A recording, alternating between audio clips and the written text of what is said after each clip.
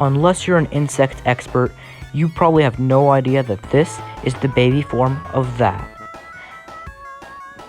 I'm something of an insect expert myself, so when I saw one of these, I got super excited because I knew it was a baby dragonfly. I built an enclosure for it and I put it on my porch. By the end of fall, I thought he had flown away, so whenever the water froze, I brought it in to thaw it out. And after a few months, all the water evaporated, so I filled it back up, and guess what? He survived those 2 huge extinctions. So I built him a new clean enclosure, but I ran into a problem. In the summer I fed him mosquito larvae, but it wasn't the summer anymore, so I had to go to PetSmart and buy him mealworms.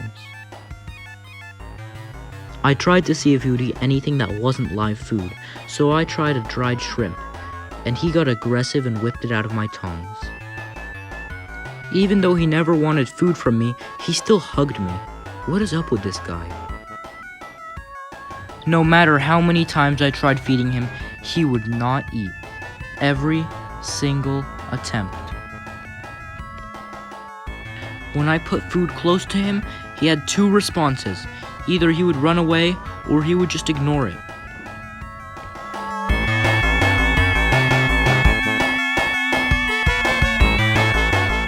I checked on him the next day, and I found he had a snail in his mouth.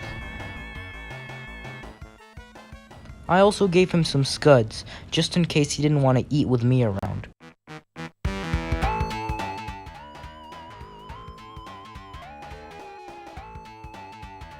I woke up the next morning to find him doing a little dance for me, and then I found out how he propelled himself through his tank. He had a stream of water coming out of his bum. He also did some kind of doggy paddle through the water.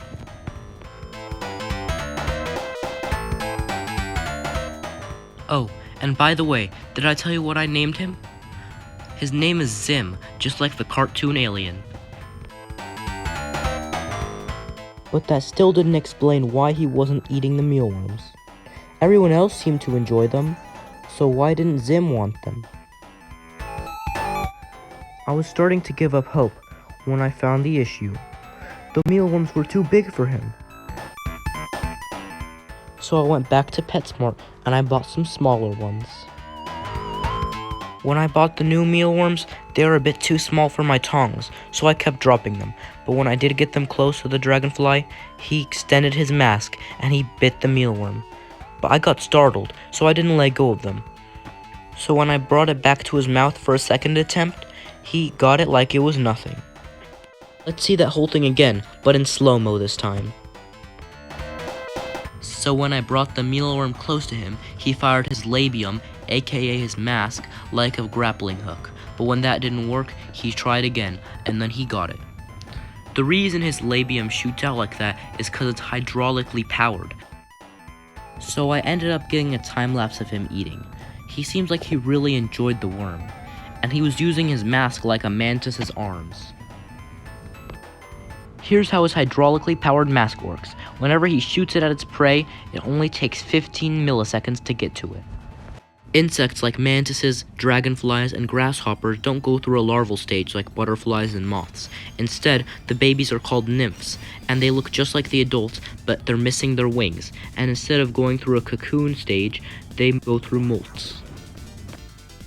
Zim was a pretty messy eater, and he was letting the hemolymph, aka the juice, of the mealworm spill everywhere. After a couple days, I fed him another mealworm. I held it in front of his mouth, and he bit it. I wanted to test his strength, so I pulled. He wasn't letting go. I eventually pulled so hard that he came out of the water, and he was dangling on it like a fish on a rod.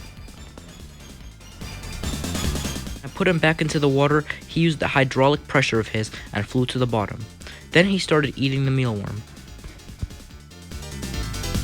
Dragonflies live in the water for 1 or 2 years until they grow wings and climb out and fly away. Then they only have a few months to mate and lay eggs. See that little guy swimming around? That's called a daphnia, and they eat algae and other waste. They're also types of plankton.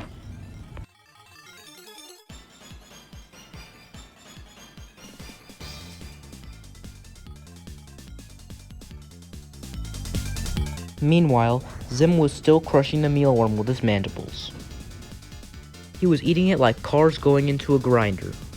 He loved it. Dragonflies are the most successful predators in the world. As babies, they eat fish, tadpoles, mosquito larvae, and other invertebrates, and as adults, they eat flies and other dipterans. With a 95% hunting success rate, that's higher than lions.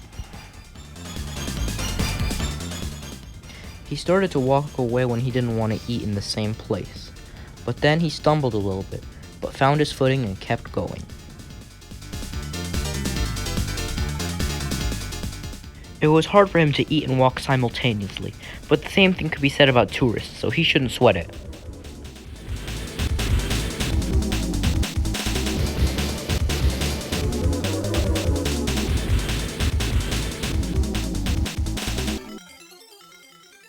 Don't worry that this is going to be the last time you'll ever see him. I'll make an update when he becomes an adult.